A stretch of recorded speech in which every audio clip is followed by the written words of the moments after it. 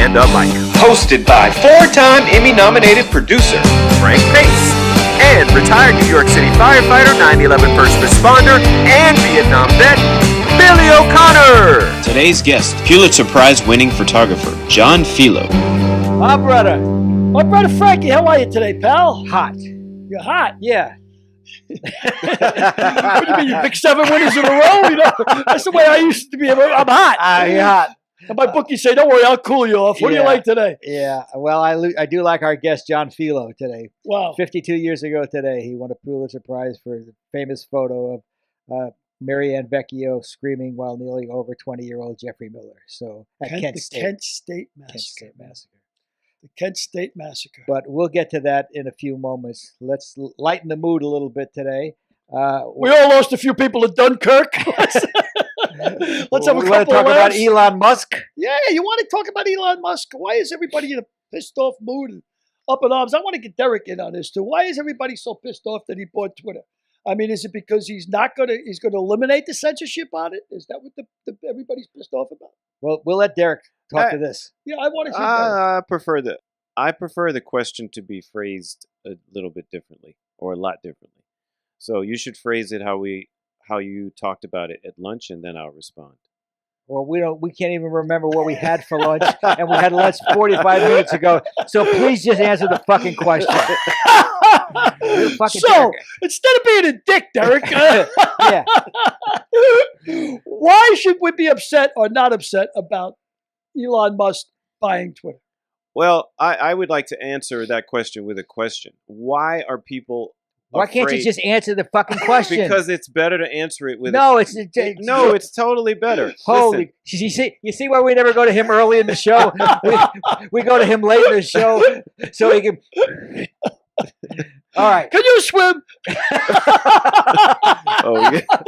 Well, we'll have Fred Clare on to talk about that next week. Okay. So never mind. No, come on. So why should we be upset or not upset?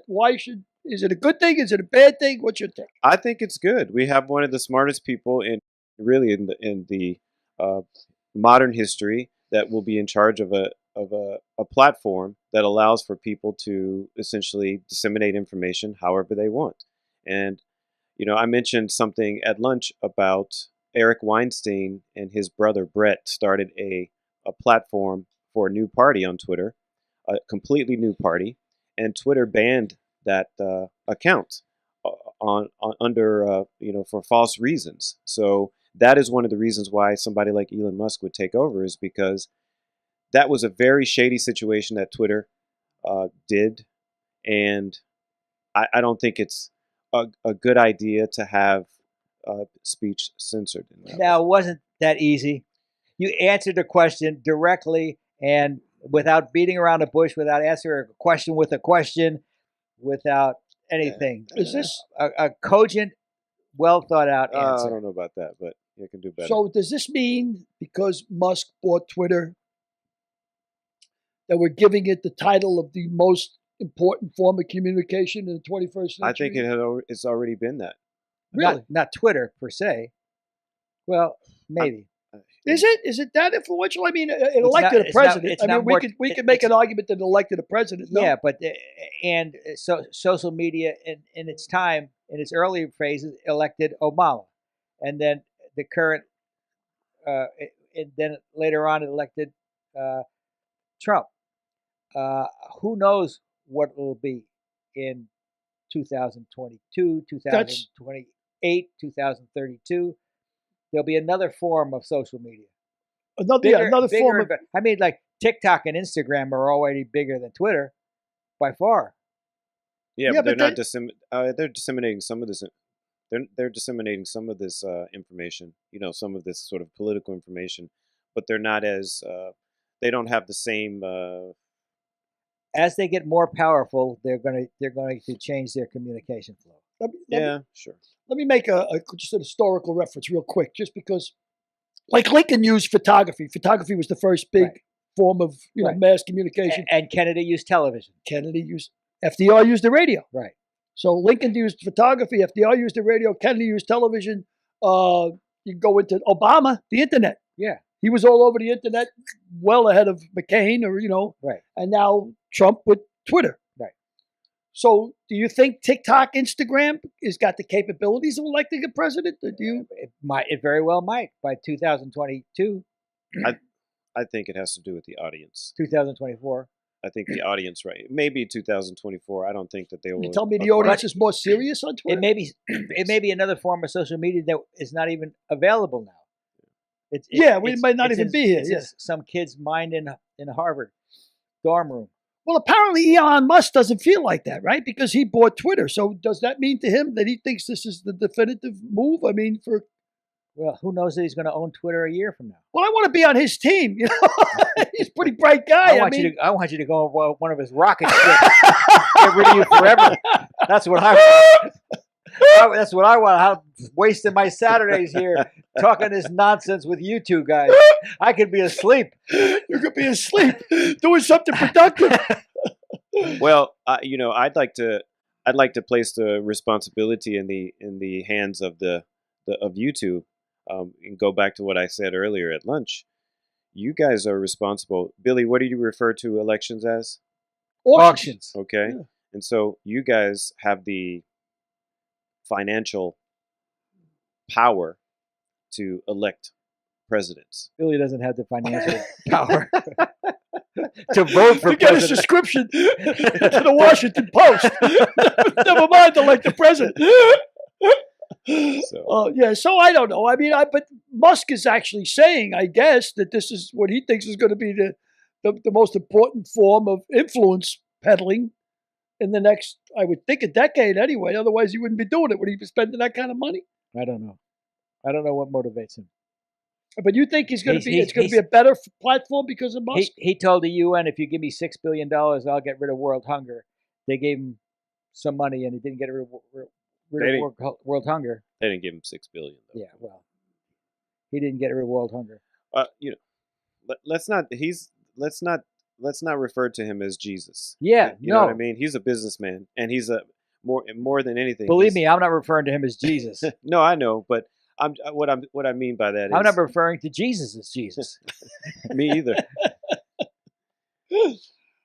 I got a big thing with that. Like there's all these laws that are going around right now. Don't teach sexuality in schools to anybody under the third grade. I get that. I don't see why a teacher should be talking about sexuality, somebody below the third grade. But they shouldn't be pushing religion either, if Right. that's the case. These are very fertile minds. And Yeah, we used to what do you teach them? in first grade. We were in first grade. We used to go to catechism class. Yeah. At the church Yeah. as part of our curriculum. How'd that work out for them? I went to catechism class too. As Yeah. soon as you get old enough, it's like you say, hey, all right, on. I'm done with that. Come on.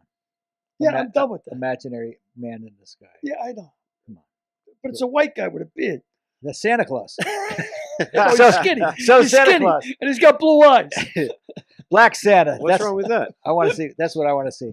Anyway, enough of this. Yes, Let's enough go of to this. let's go to foolishness. our guest, the Pulitzer Prize winning photographer, John Filo.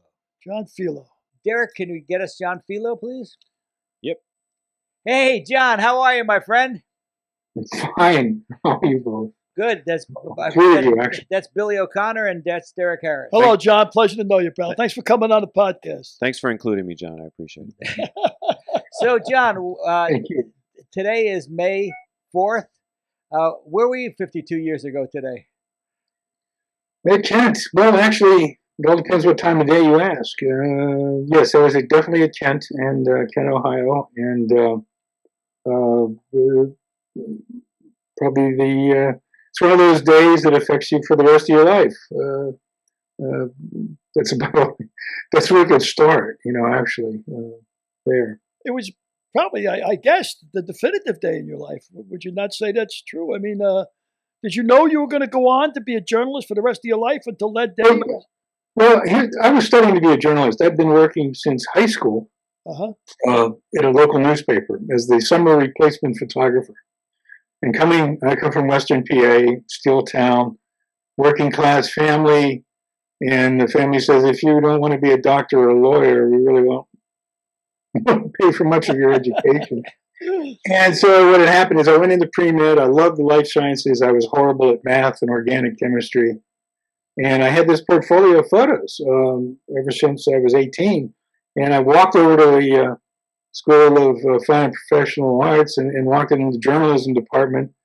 Had this wonderful dean and took a look at my photos and said, "Well, you could start next semester. Matter of fact, you need a job?" And I said, "Yeah." And he said, "Well, we need a lab assistant. Can you do that?" And I said, "Sure."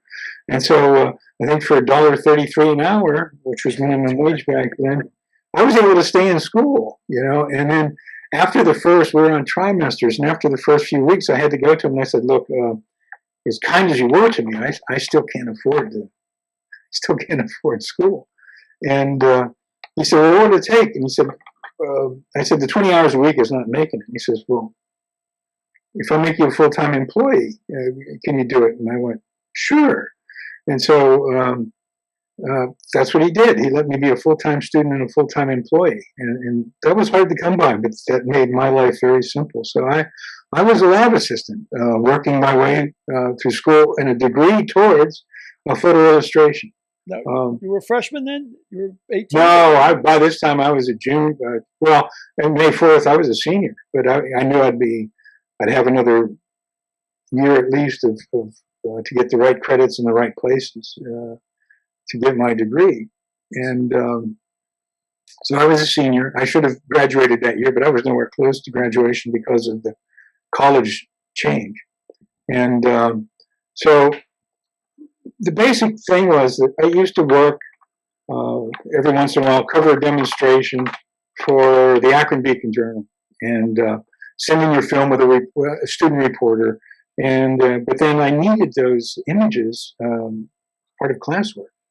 And so I remember calling up the Akron Beacon Journal and talking to an old curmudgeon photo guy that ran the photo lab. And he said, "Well, I got a lot of film down here. I don't know which one's yours." And I said, "How can you do that? How can you run a photo lab and not know whose film is where and that?"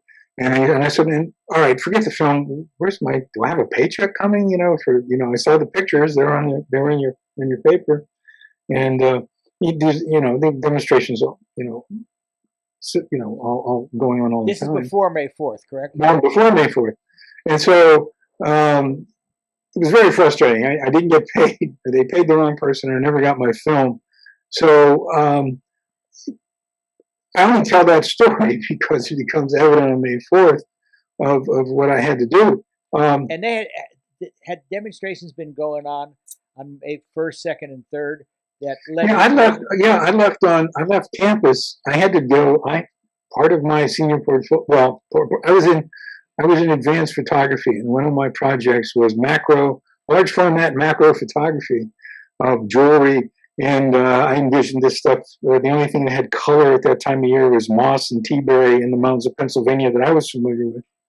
So I had this huge format camera, and lenses that you would tape onto the front to get this macro, and you had to figure out all the bellows factors and everything else, and macro work. And I drove. I watched them bury the Constitution on Friday, May 1st, and I said, "Well, it's another demonstration, another symbolic demonstration about the Cambodian invasion," and watched that happen. Said, "I'm not even going to process this." I got in my Volkswagen and drove Pennsylvania and started.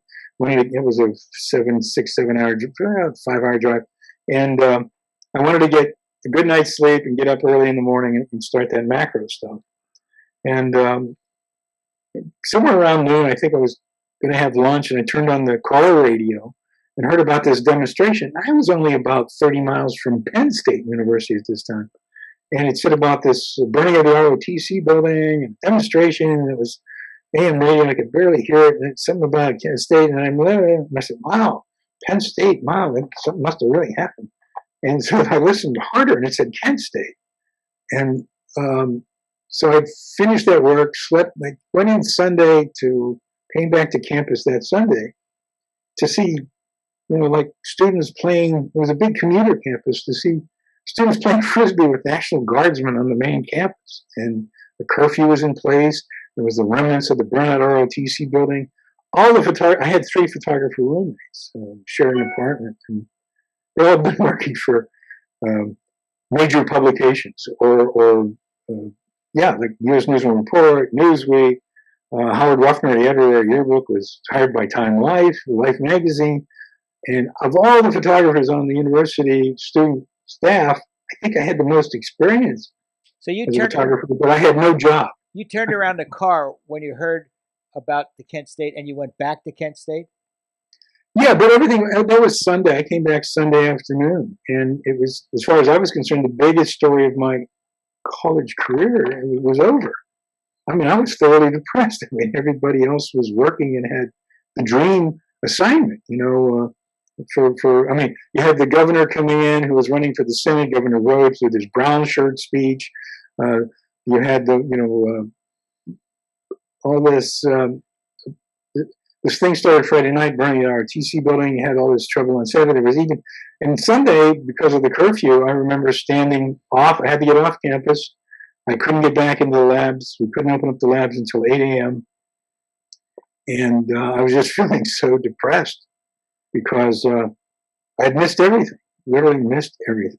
And standing on a corner, talking with other people that lived in that apartment complex, we were just standing there and listening to shouts and stuff going on campus in the darkness. And then all of a sudden, a jeep went by us and pepper gat us with like one of those mosquito foggers.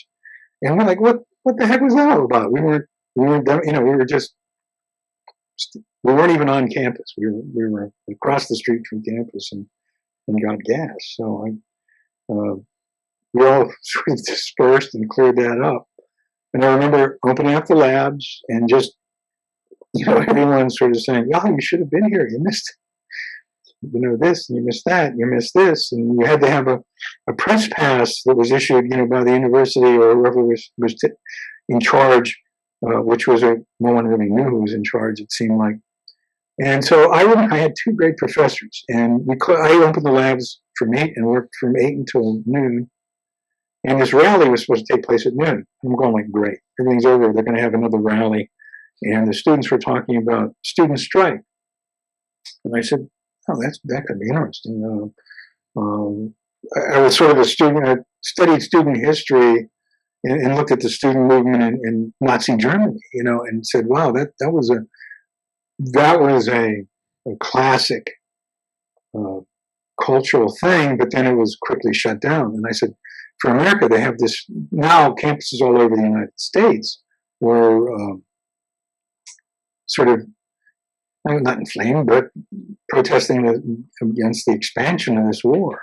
White House was calling it the Cambodian incursion, and we're calling it an invasion. It was the typical semantic thing in the Times. And the 2 professors that I had, one was Henry Beck, who was an ex-World War II aerial reconnaissance guy and taught us all the weird stuff of photography. And I had Charlie Brill, who was a working photojournalist. And at different times that morning, he said, well, you're going to go to the demonstration? You're going to go cover the demonstration? I go, what's the point? It's over. And they both brought up to me in a different way that the story has now changed. It's not about Kent State and the burning of the ROTC building, but student protest in America. And I said, oh, this is, okay. You've piqued my interest. I needed to get out of these doldrums. So I said, all right, we closed the labs from 12 to 1. I'll go out there and look at this demonstration for 20 minutes and maybe grab some lunch and come back, change the chemistry in the print rooms and see if I can find something that says student protests in America. So that was my self-assignment, my goal to do that afternoon. And I went out there and I was down by the National Guard and had a line around the front of the ROTC building.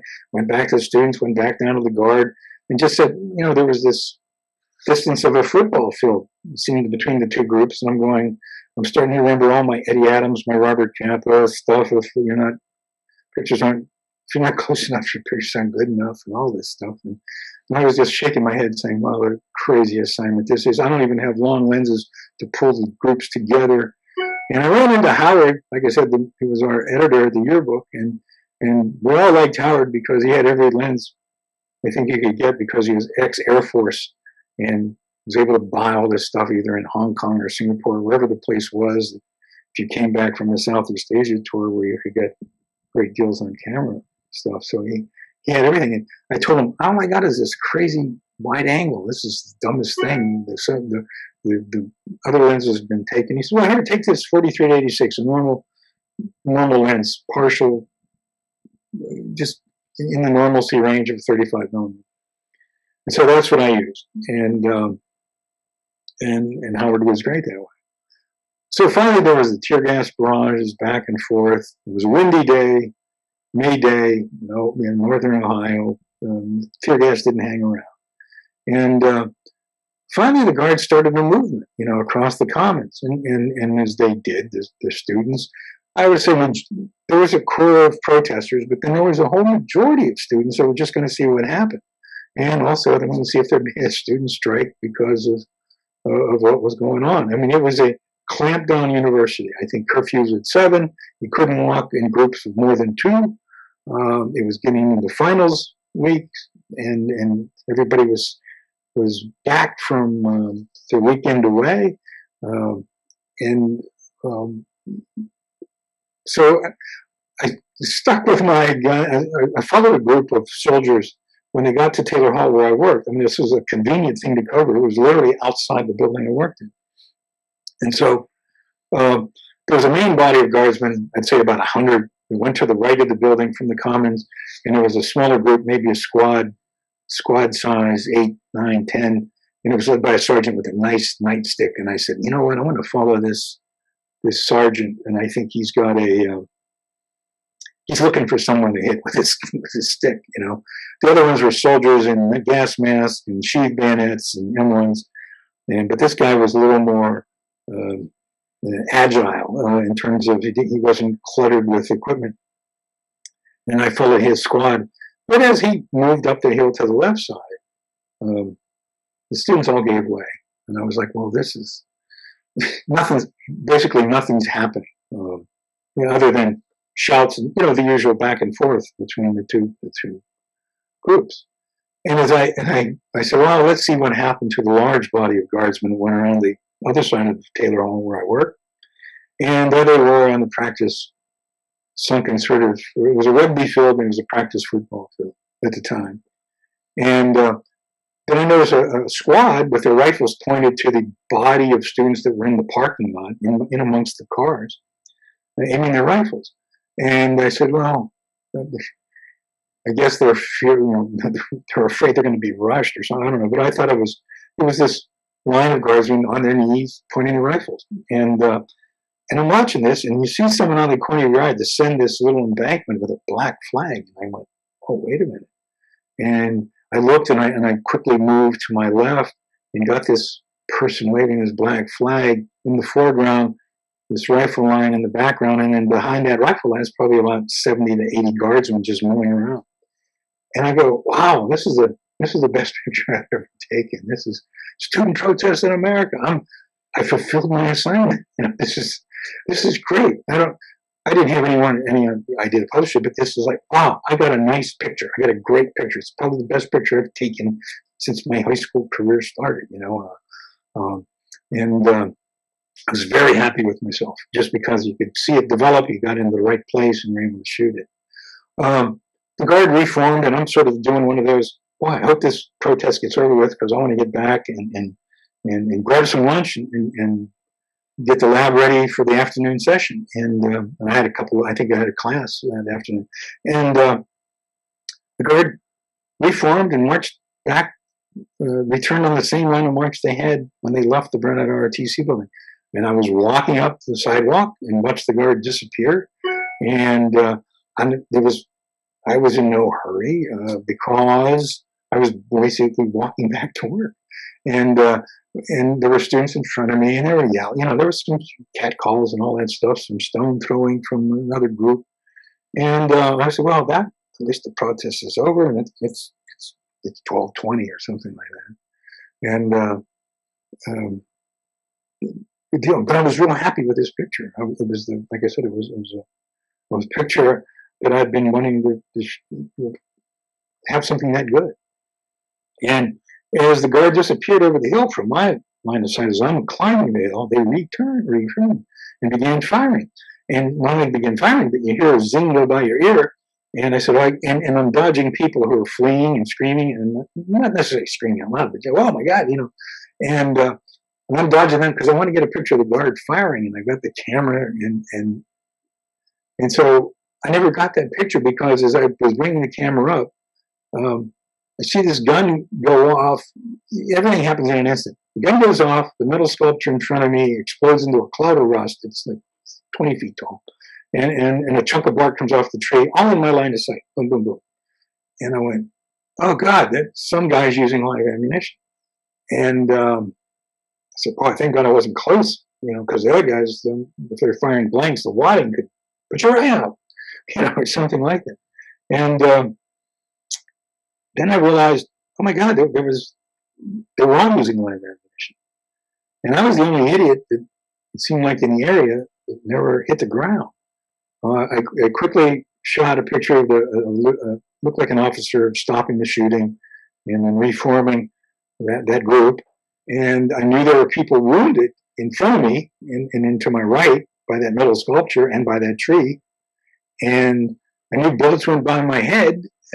And I turned to my left to see what was happening. And as you do that slow pan, I saw people on the ground, and you see weird stuff that you remember, like people trying to hide behind a 4-inch curb or a 2-inch wide tree or a 3-inch wide stop sign shaft. It's just, you see weird things. And as the further I turn, there's this body, and this is seconds after the firing stopped. There's this body on the asphalt, and the blood is literally just flowing. It's almost like a beheading, I would guess. The blood is thick and flowing. And I, for some reason, looked at that and just ran. I just ran down the hill and stopped myself when I got to the hill. When I got parallel to the body, I said, why are you running? The guard had stopped shooting. They're the reformed ranks, and they finally marched away.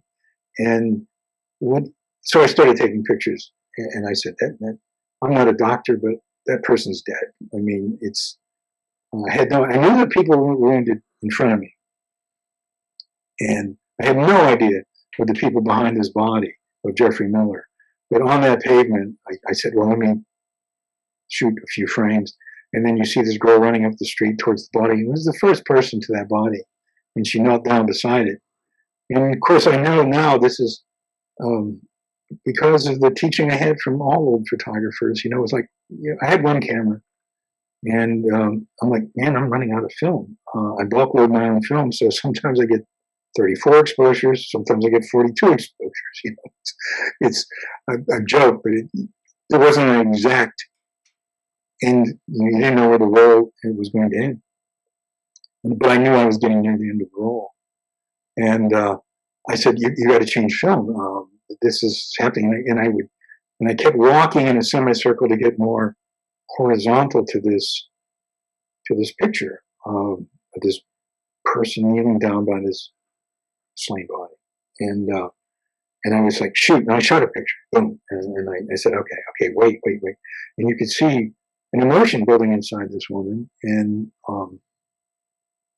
I was like, shoot. And then was, don't shoot. You're going to run out of film. Shoot. And I was having this debate and moving closer and focusing and moving closer and focusing. And I shoot out with a scream and you shoot. And the debate is over. I don't have to debate it anymore. And you shoot it. I think I cranked the camera one more time and then another half time. And I was out of film. Quickly rewound that roll, scratched that roll, because that was my that was that picture. The other roll I had scratched was my favorite student with the black flag, student protest in America. But now this whole story developed into something unexpected, the shooting. And with that, I stayed with that body because I knew that body was dead, and it seemed like forever before services came to clean that, pick up that body. I had no idea this was the closest person killed. This is at the bottom of the hill on the pavement.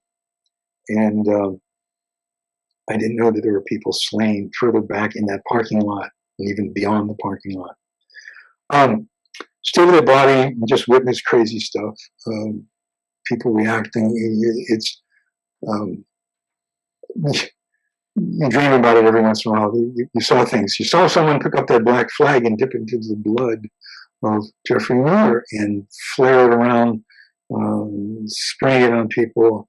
And then all I remember is walking over that hill trying to figure out why I didn't get killed or shot or wounded. And my initial reaction after that shooting immediately was, am I in shock? Have I been shot and I don't know it? Because I couldn't see how I would have escaped it, to be honest with you. And whatever that is, that was a thing going through my mind. I ended up back in front in the Commons with a group of people because it's now been some time. I mean, there's, I don't know what the time, you lose track of time, and what you think is short is long and vice versa. But the initial radio report, and these are paranoid times of the Nixon years, and the initial radio report said 2 students and 2 guardsmen killed in shootout at Kent State. I mean, we didn't have cell phones. This is the cigarette-sized pocket transistor radio, you're listening to. And you're listening to people as they turn up the volume, and everybody looks at each other and went, ooh, this is strange. So I'm with that group. And they sent an emissary to the guard that did the shooting and say, why did you shoot? And the answer came back from the general or whoever it was, said, if you don't disperse, we're going to shoot again. No one moved. And then there was this plea going on with Dr. Glenn Frank, and I think there was, trying to think of the other professors, a lot of grad students begging us to leave that Commons area. And like an idiot, I mean, being shot at the first time was I had no idea. But this time the idea that you're staying with these people is now starting to just weigh upon everybody. That was the word, that they're going to shoot again, and no one left. So, and while this, I think someone asked for time, and these wonderful professors got on and started pleading with the crowd to leave. And while this was going on, a contingent of guardsmen that were in another part of campus showed up and surrounded the group. And it's sort of their presence alone, so you're on both sides, surrounded by helmeted armed National Guardsmen, let everyone escape, stage right to the tennis courts. And that's how the day ended. I mean, that's how the day ended on campus, with the same professors that were begging you to leave now telling you, I couldn't even get back in the building. I think the things were locked. Campus is closed. The university is shut down. See you later. Bye. And I didn't know what to do. I couldn't get even back in my building. So I think I went to my car, and I had the film, and I had my camera, and my camera bag was an old gas mask bag from World War II. I only had one camera and 2 lenses. And to get back to my apartment, which literally was off campus, as the crow flies, maybe 300, not even that, maybe 250 yards, to get there, I had to drive like this loop all the way around the back campus because that part was closed also. So I get in my car, Volkswagen, I go down the main highway from Kent to Ravenna, and I'm looking at a National Guardsman in lineman boots on a telephone pole, and I'm watching this, and as I'm driving slowly by him, the phone line is locked and comes down. And I went, oh, that's not a good sign either. The radio is still blaring, 2 students, 2 guardsmen killed in shootout, made it sound like a gun battle. Okay, corral, whatever. I'm looking at a phone line being dropped. It's not the electrical line, it's the phone line. And I get to my apartment, I throw in some clothes, and I said, if I wasn't paranoid before, I am now. I hid the film in the car, put in some other film in my camera bag, and I said, I'm going to drive to, I would have went to the Akron Beacon Journal, but I didn't trust that. I didn't trust being in Ohio. And I said, you know what, I'm going to go home. I'm just going to go home. I'm going to drive home and call my paper and see if they have any suggestions, because it's still saying 2 guardsmen, 2 students killed. And I'm like, you see the phone line go down, you still hear this erroneous radio report, and you say, I just want, they might be looking for me. Yeah. I mean, that was by that you mean the U.S. government, right? Yes, or anybody. I don't know. And so, were they trying to control the message? You figured that's why they were cutting the phone lines, or I think it was just bad journalism. I don't think anybody really knew. I think there was someone called the hospital and said, "Oh, we have 2 guardsmen here." I think it was a guardsman that had a heart attack. I mean, the guardsmen had been out for 2 weeks on a trucker strike and living in trucks and tents or whatever. I don't know where they were living. The bottom line is, someone at the hospital said, I think someone maybe from the WKSU, or I don't know, the college radio station called the hospital and said, so what do you have? Well, we have 2, and they were still collecting body. So he said, what's coming in the emergency room? Well, we have two students and 2 guardsmen. Now, there were 9 students wounded, besides the 4 killed. So that's what I think it was. I think it was an erroneous report that stood for a long time. And the sad part is, it was picked up by everyone. So there was it seemed to take forever for have that. I mean, I didn't get back to Pennsylvania till around 5 o'clock, 5:30, to the newspaper. And that was still pretty much the story, and evening news was approaching, and all of a sudden someone was saying, well, that might not be the case. And so I on the turnpike at the Pennsylvania Turnpike. Now, you still didn't know what you had, correct? You still didn't know whether you had that shot or not, or you hadn't seen that shot yet? You hadn't. No, I hadn't. Well, I knew I started the day with 6 rolls of film in my right pocket and put them through the camera and ended up with 6 rolls of film in my left pocket. I'm still, of course, there's a roll in the camera. And I remember getting to the Turnpike rest stop, and I called the paper collect, and I was worried I was going to make toll money. Anyhow, my boss picked up and accepted the call, and his first question, he said, "Did you get anything?" And I had to say, "I think so," because now that he asked the question, I couldn't remember shooting the pictures. I remember seeing pictures, but I couldn't remember shooting the picture. I don't know. I'm going to find out later as a professional that's the condition you want to be in, more or less. People, everything is automatic. The training kicks in and you just start snapping because you know it's the right time. You just don't remember. Yes. You're not thinking. Yes. Yeah, I mean, it's in my age, you don't remember the pictures you take, you remember the pictures you missed. So that's another thing. But anyhow, I get to the paper, they help me out. The first thing is that, well, they don't have the wet chemistry. They got a Versamet. They have a new machine. And I went, oh, God, I'm going to put this film in through a machine. Never done that. And so we took one of the lesser roles, the last role I shot of being exhorted to leave campus. And everything looked fine. We put the Mary Vecchio roll through the student over the body, and then we put the Alien Camphora roll through the student with the black flag. And as this is happening, as it's one sort of thing after another, difficulty. The publisher of the paper shows up and said, "Oh, this will be great. We'll hold it for tomorrow's paper." And I went, "What? It's a circulation of 35,000. This is, it's not competing with the New York Times or Washington Post. I mean, come on, or LA Times." And so I had this big argument, and I said, "No, we got to get this out. No one believes this happened. They're still talking about 2 students, 2 guardsmen killed in a shootout. That's not what happened." And it was, I was trying to describe it as from the hilltop, and they were shooting down, and to ameliorate the whole deal, I said, "Look, how about if we put the photos out and we put the name of the Toronto Valley Daily News and Daily Dispatch in the caption?" And that was the negotiation where we ended up, and they let me go ahead with it. He was pissed off. My boss was pissed off, but I still said these pictures had to get out, And so this is the first time I ever transmitted a photo, but this is analog days. I don't care what was going on in the world. Physically, you could in a 24-hour cycle, you could maybe move 100, if you're really good, 130 pictures. Right? This is wire service time. Every picture took about 8 to 12 minutes. Captions, had to have captions on it. If it was a color project, it took 3 transmissions.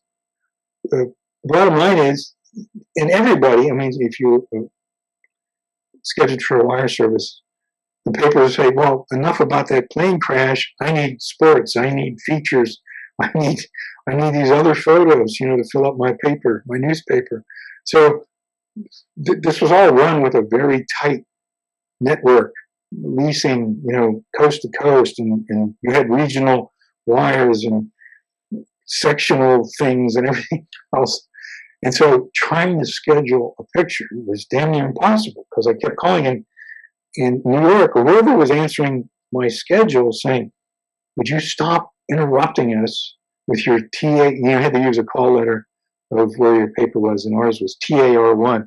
The 3-letter call letter meant you were a newspaper. If it was a 2-letter call letter, you were a network hub.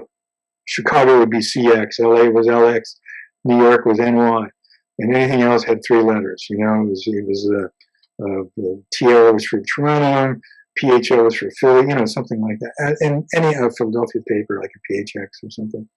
The bottom line is, every time you tried to schedule, and they only had a few minutes of talk, and then the next picture would come.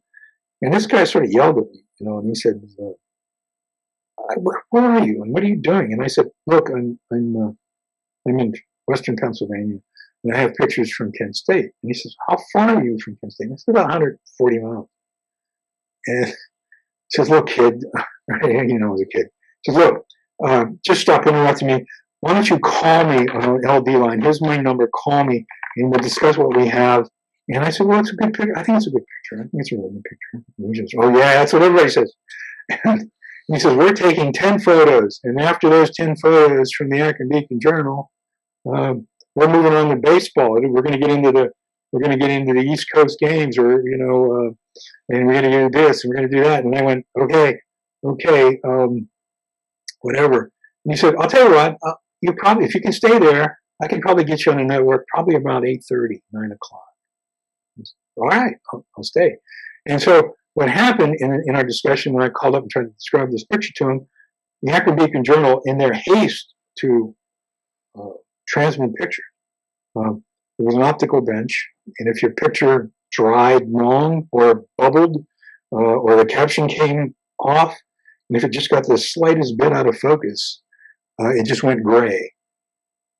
So that was happening to one of their photos. They were transmitting, and that was happening. So that being said, they said, well, wait a minute, while they re-read or whatever they had to do, put a new caption on that photo, we'll take this TAR1 from Trenton, PA, from a person who says it's about Kent State. And so it was a mirror head machine, I think, invented in the 30s. You had to phase the electric motor, get it up to speed, throw the clutch, it went down a micro groove barrel, and then you had to throw a switch that got it off the and put it on a network. It took it off a phone line and put it on the network, like a Frankenstein switch almost. And so I did that. I thought I did it right. And I ran out to our newsroom because I could watch the picture build, and it did. You could one line at a time, zink, zink, zink. And then when it got into the caption, it was black white, so it was like a picket fence, stick on a picket fence, and you knew you were in the caption. And I went, oh God, thank God we transmitted, we got to the caption, and I turned up the volume on the receiver and looked at the picture, and I said, wow, I got it to the receiver, and it came out of the receiver, and then I turned up the volume, and I was listening for the network, what they wanted to do next, and you just heard that white noise, that shh, oh God, did I throw the wrong switch? Did I send it to you could have sent it to the fax machine in the newsroom. And I said, oh God, I hope I didn't screw up. And as I was thinking about, did I screw up, the voice came and said, wow, that's a good picture. Can you do that again? Because we only sent it regionally. We'd like to send it East Coast and then West Coast. And I didn't. They knew what they were doing. I didn't. I just knew how to send a picture again. So we sent that picture. We sent the Alan Canafora picture and several others throughout that evening. And even the UPI guy showed up, Jim Devers from Pittsburgh, and I gave him a photo. It was one of the things I showed you guys with the girl. You can see Mary Vecchio running up the street, and this girl's putting her hands to her head and is looking at the body of her mother.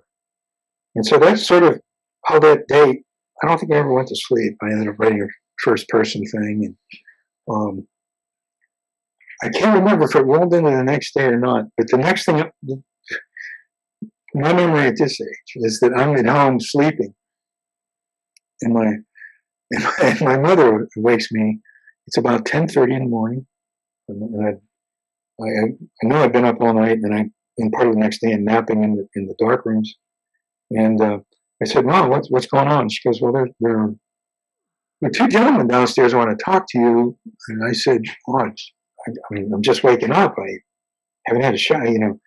And she goes, "Oh, that's okay. I gave them cake and coffee, and you got a little bit of time."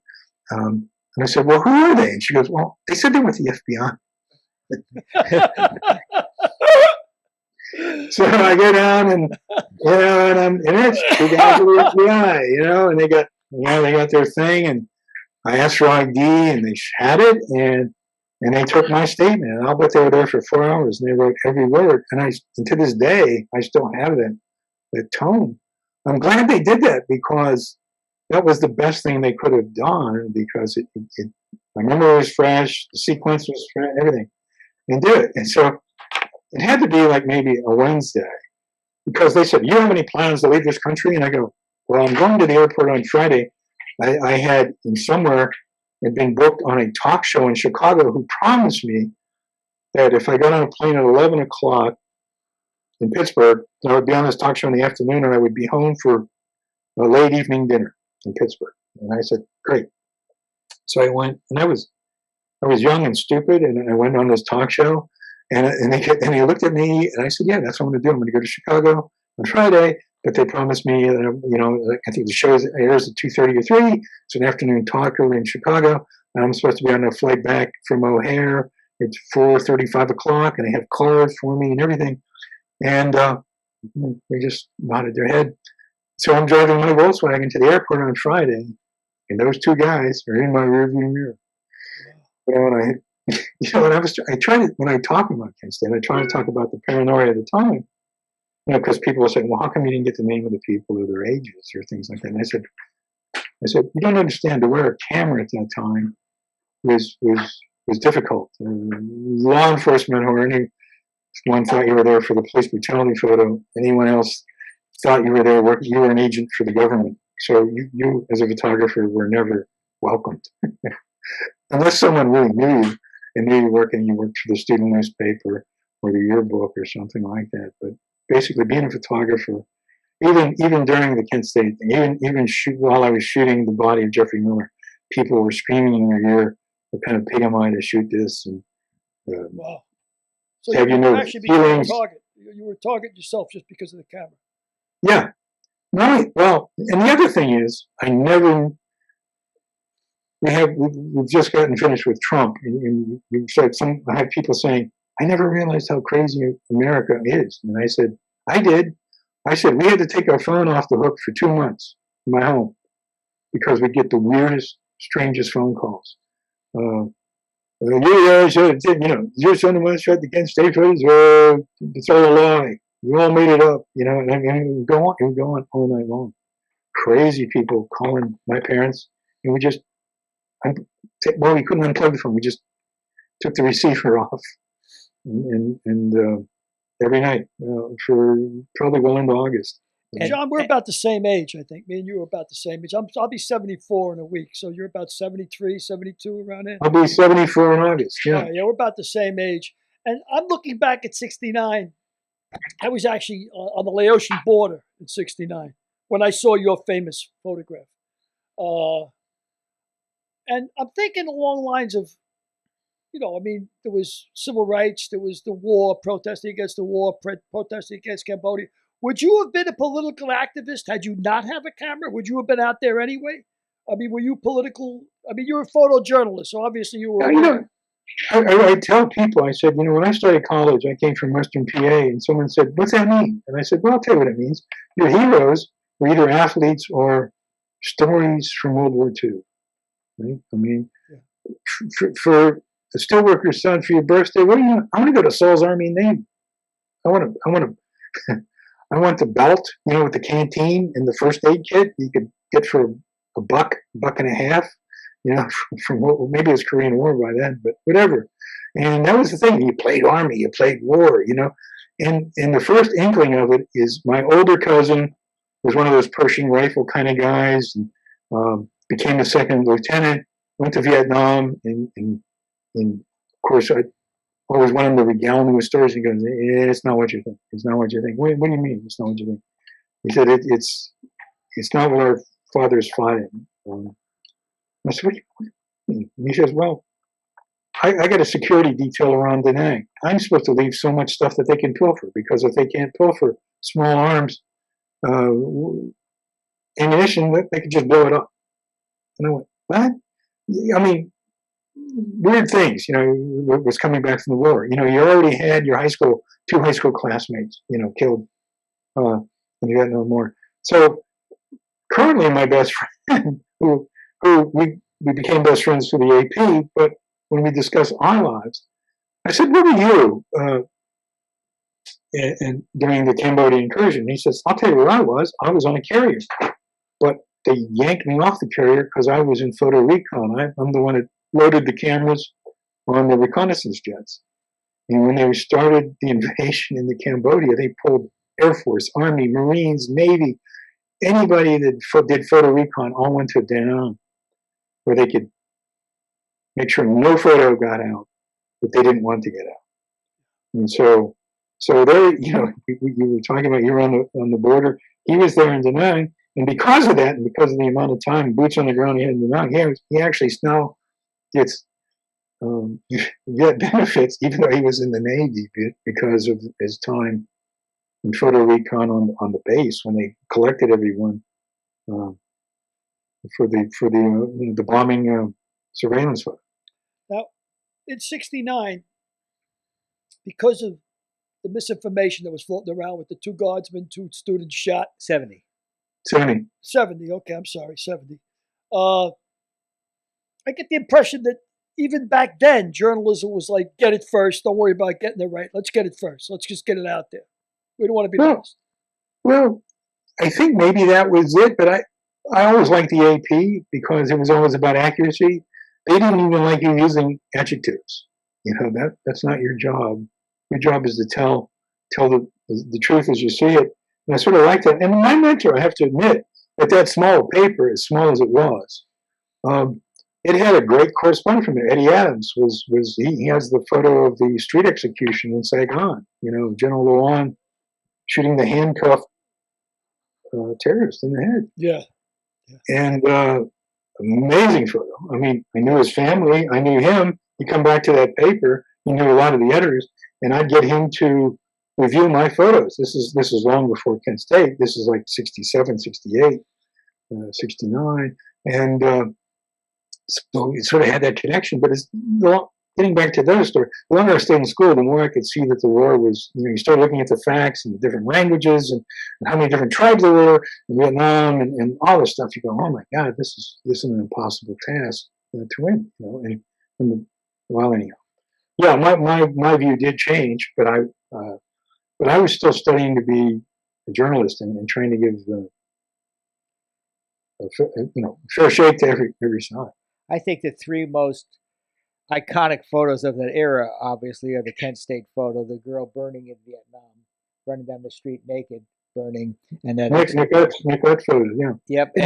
Nick is another friend of Eddie Adams too. I mean, that was. His brother was killed, and Nick he was a darkroom tech and picked up his brother's cameras and was an AP photographer. I mean, he's still around the LA area. Nick is a great guy.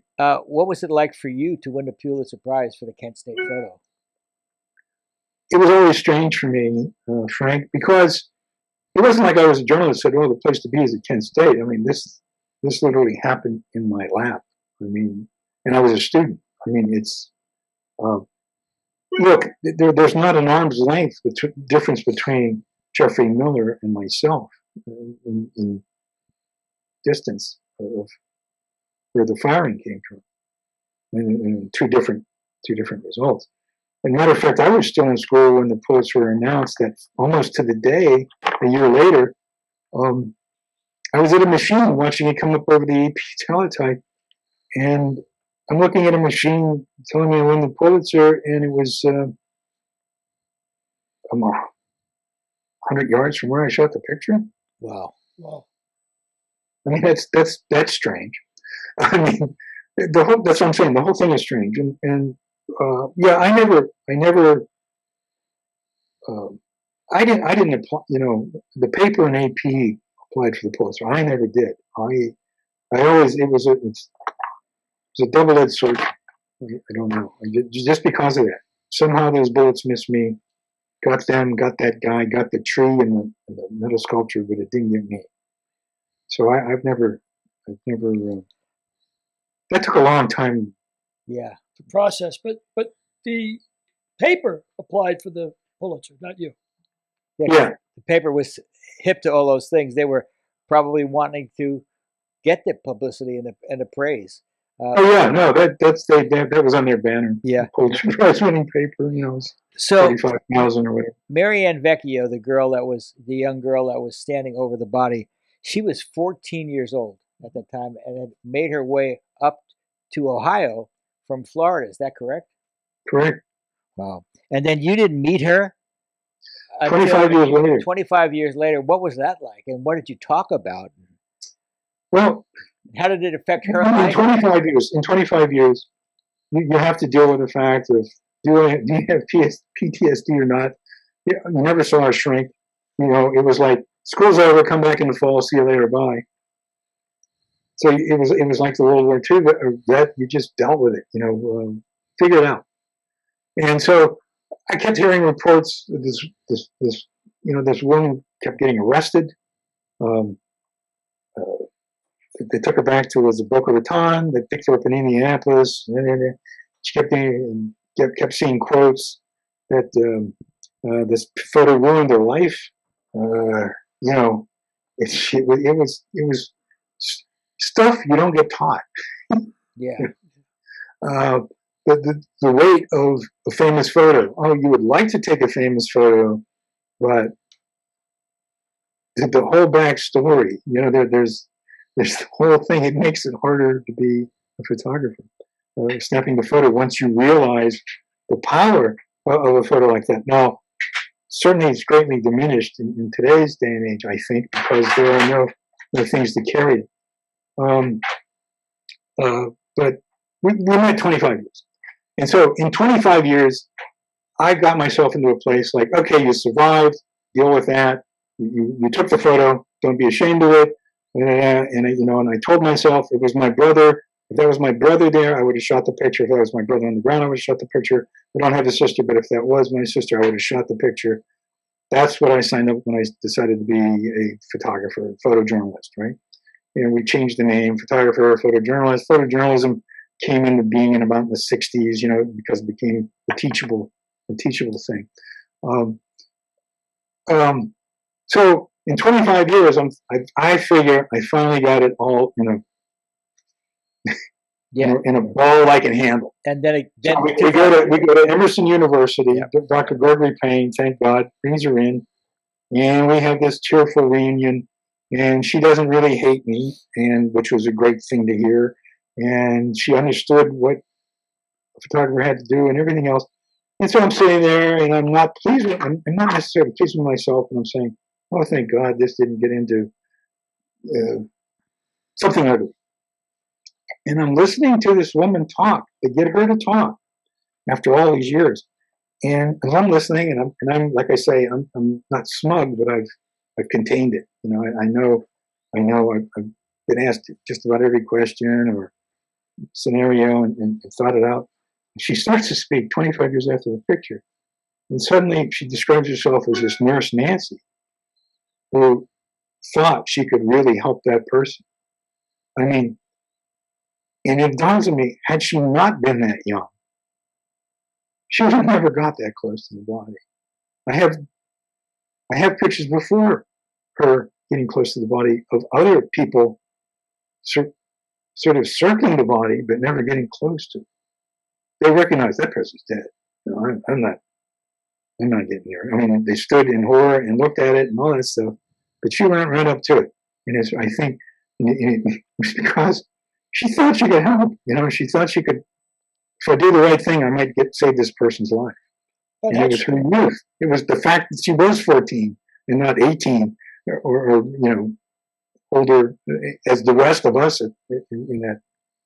And it was also the fact that she was 14 that the picture had the impact it had, right? I mean, the fact that she was. If you've seen it, you know, you look at her and you can't say, "Well, that's a 14-year-old." I mean, she was as tall and as anyone else I was going to school with. You know. Yeah. Plus, I had no clue that she was that young. Yes. Plus, you would think that she was a Kent State student. Right. Exactly. Rather than a 14-year-old. So. She had a T-shirt said "slave" on it. You know, a little daisy on the jeans. Yeah. I don't know if it was pan or embroidered. You know. But that's the assumption that I made when I saw the photo, was that as a Kent State student, as a girl, leaning over the body. I honestly identified her as my boss told me, identify her as a co-ed. Yeah. Yep. Okay. You said something before as you were telling us a story about as a journalist, as a photojournalist, what you signed up for. She was on the, Jeffrey was on the ground, and you took the picture. That's what you're trained to do. And if you had been able to get mouth to mouth, your job still would have been to take that picture. The greater good. I mean, it's not about Jeffrey anymore, right? I mean, is that the way you feel now? Well, I think today I'd probably help the person if I knew I could help. Right. I mean, this like I said, I stayed with Jeffrey Miller because I knew he was dead. I have pictures.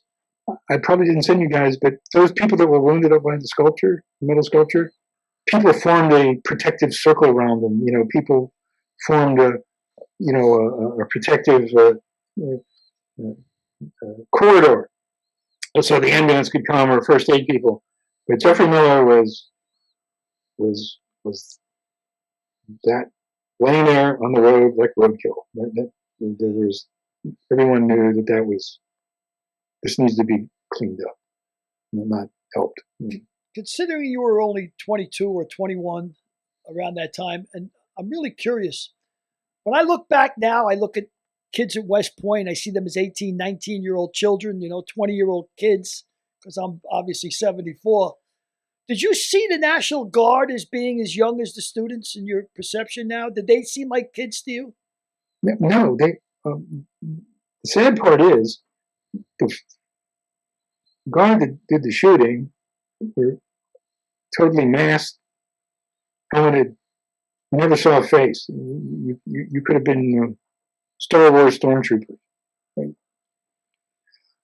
The people, the group that came and surrounded us to end the day, they showed up in just helmets and rifles and fatigues. Then you looked at him, you went, wait, this guy's in my class, right? Yeah, you saw that they were not. You saw that they were your age. Wow. Okay. So, John, after Kent State, how did you continue your career? What could you do to top that? And then how did that affect your ideology? And how did you approach life after that? Well, I think what happened is that I stayed in school.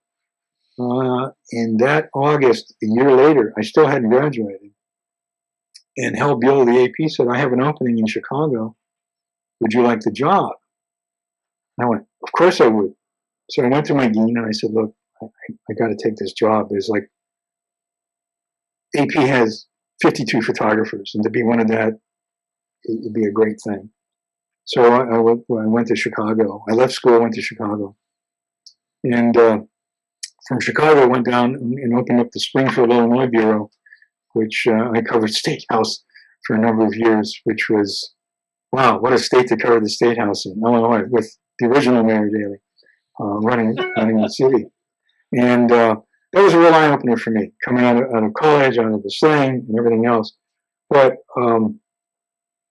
number one, it was hard. I think I had maybe 3 job offers. Nothing outlandish, nothing outstanding. Plus, I knew that I was young and I still needed more experience on a daily basis, on working different stories. And I really liked working for the AP for that philosophical reason, is that it had to be true and honest and things like that. And my heroes were in the AP, Associated Press. And the Associated Press was a big deal, it seemed to me back then. And so I went to Chicago, I worked, and then I think my second month of work in Chicago, the dean that did so much for me, Mervyn Perry, called me up and said, "Hey, I meant to ask you, did you put in for graduation for fall?" And I said, "No, I didn't." And he says, "Why not?" I said, "Well, I need to discuss it with an advisor. He said, "Well, how many hours do you have?" And I said, "I think I have 127 hours at the university, 6 hours of incomplete. So I think I have like 121 hours." He goes, "You know, you only need like 92 hours to graduate." Refreshed. And I said, "Really?" And he says, "Well, where are all those hours?" And I said, "Well, life sciences. I was good in biology, zoology, parasitology. I was good. You know, I was getting A's and B's in there, mostly A's, and D's in chemistry and math." And he goes, "Wait a minute." He said, "Let me call you back." So he called me back. He says, "You're going to graduate in the winter of '72. You're getting a degree in photo illustration with a strong background in medical photography." Wow.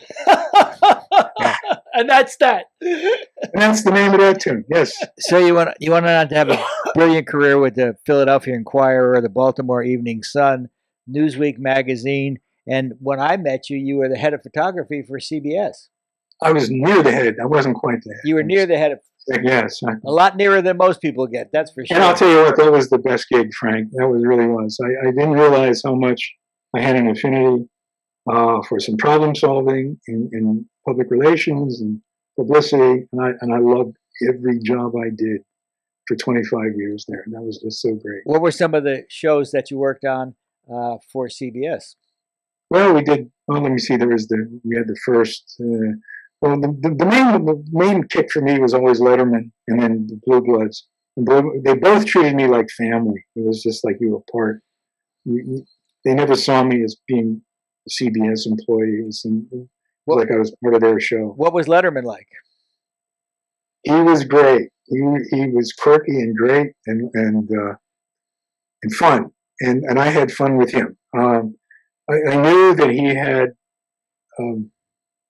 I was able to study people. I mean, a little bit, and by that I mean, I knew that he really didn't like having his picture taken. And if you had to take his picture, the best he could give you is maybe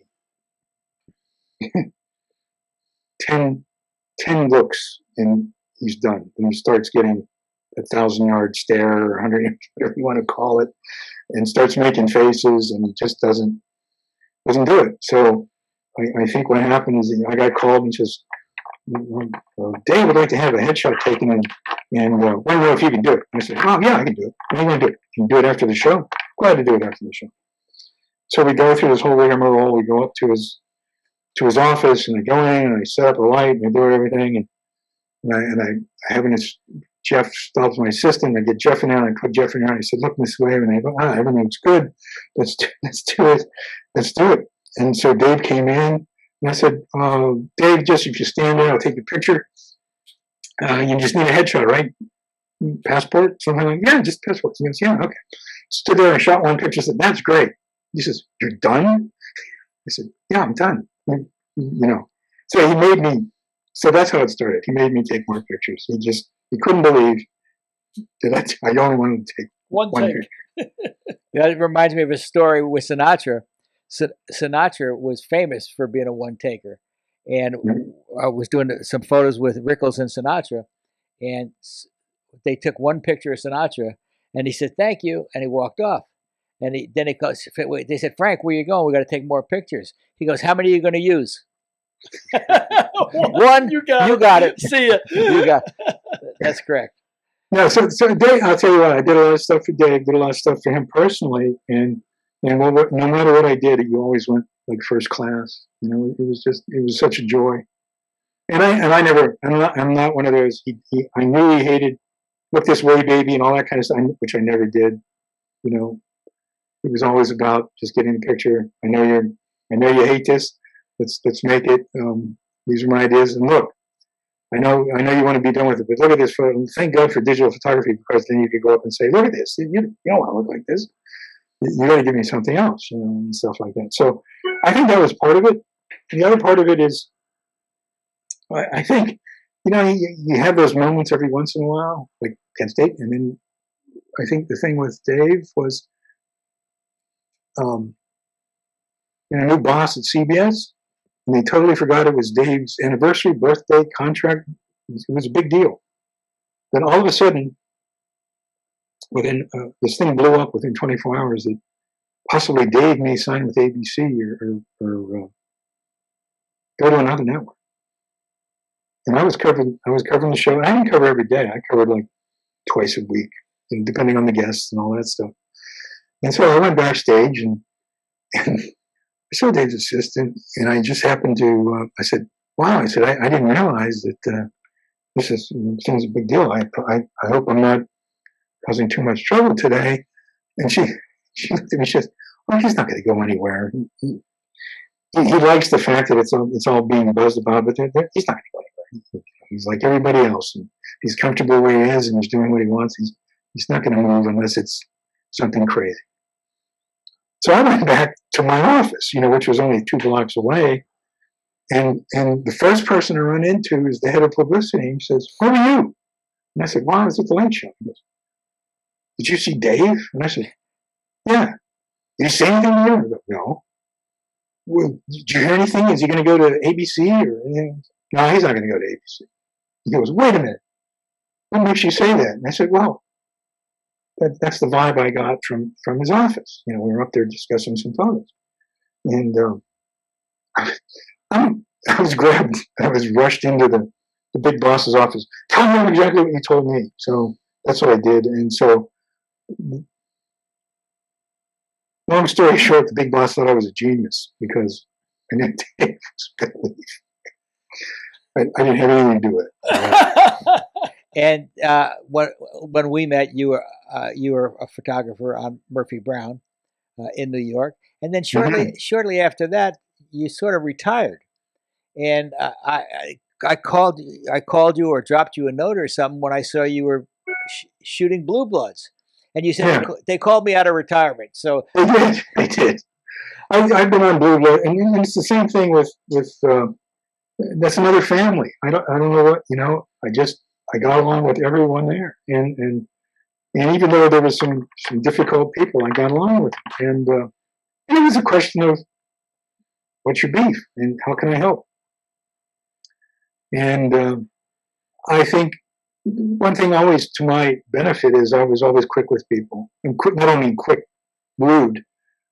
If I need a photo from them, I didn't hold them up for you don't waste that time. an hour and a half, you know.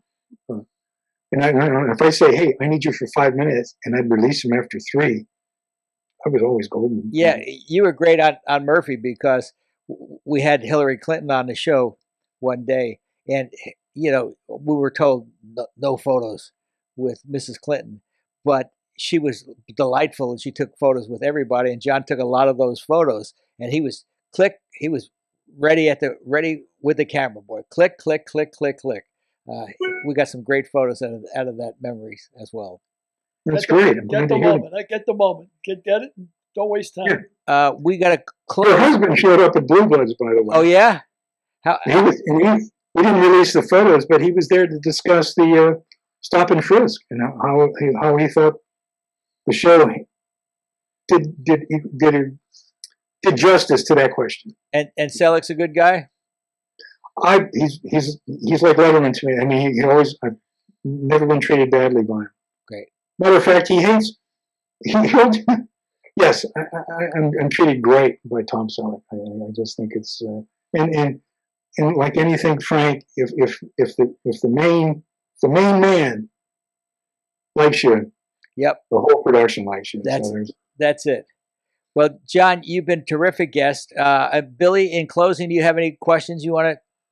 No, I'm just delighted you came on too, John. You were a terrific guest, and I want to thank you for that photo, because I think that photo had as much to do with ending the Vietnam War as certainly a lot more than the invasion of Cambodia did. So I want to thank you for that, because I was over there and I was delighted to get back with all my. Well, you know what? Thank you for being there. To be honest with you, I mean, I had a lot coming from Western PA. I had a lot of friends there. I grew up the same era you did, and I watched all the World War II movies from Back to Bataan to all of them, and I felt the same way you did, which is why I joined. I really thought we were supposed to be stopping communism. That was the deal. Yeah, exactly. That's why I went. But thank you for taking that photo, and thank you for the integrity of being a photojournalist and getting things out there. Yeah, that's a great word, John. Thank you for your integrity. Well, thank you. Thank you for having me. It was a pleasure. Well, I hope I wasn't too boring. Not at all. No. Not at all. Thank you very much. You held our rapt attention. That's for sure. Thank you so much, John. Be well. Thank you, guys. I hope to see you soon. Yes, that would be wonderful. You bet. Let me know when you're in town. You bet. Thanks. Thank you very much. Yeah, it was very fascinating. What a great guy. Yeah, and the idea that when all of that's going down, it's almost like I talk about when there's a fire going on, your training kicks in. I imagine like combat, your training kicks in. You can't think or analyze anything. It just click, click, click. And to think he got those photos with his last two shots. It's we talk about luck. We talk about luck. Lucky he didn't get shot. Lucky he didn't take his ear off. Yeah. I mean, lucky he didn't get shot. They thought they were firing blanks. I mean, can you imagine? I mean, no one knows who shot Jeffrey Miller, but can you imagine if you were the guy who shot Jeffrey Miller and you knew it? I mean, they were all lined up. They were all shooting everywhere. Can you imagine having to live with that for the rest of your life? Having known you're the guy. The thing that gets me is he was shot in the mouth. Well, I don't know if you're trying to if it's a riot, you're trying to put somebody down. Would you aim for their head? I don't know. I think it's almost the equivalent of. Yeah, boo, yeah. You're right. You just chaos and you just shoot. Yeah, that's what it was. Yeah, I mean, that makes sense. You keep in mind, 19, 20, 21-year-old National Guardsmen. And why do you join the National Guard? Because you're looking for a 2-week-a-year gig, and it's a nice weekend gig, and you don't really expect anything like that. Yep. Americans shooting Americans. It's crazy. On American soil. And not in a civil war. Yeah. Pretty heady stuff. You're right. Well, can you lighten the mood at all? Well, we all lost a few friends in the war. No. It's tough to lighten the mood. I don't know where you go. Why'd you tell us a Vietnam story? One that has a happy ending.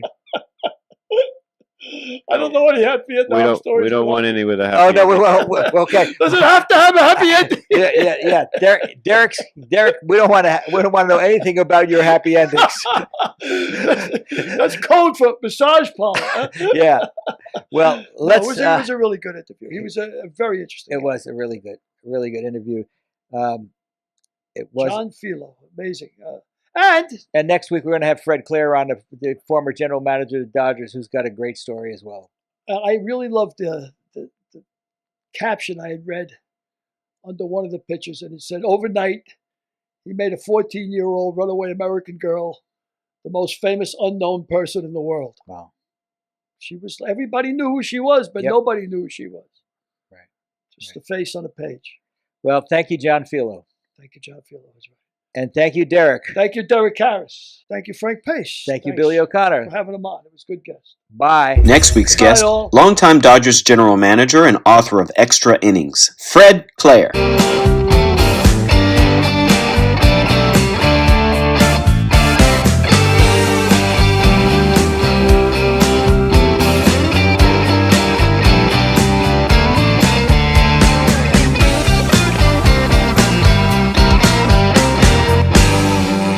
We'll see you next week.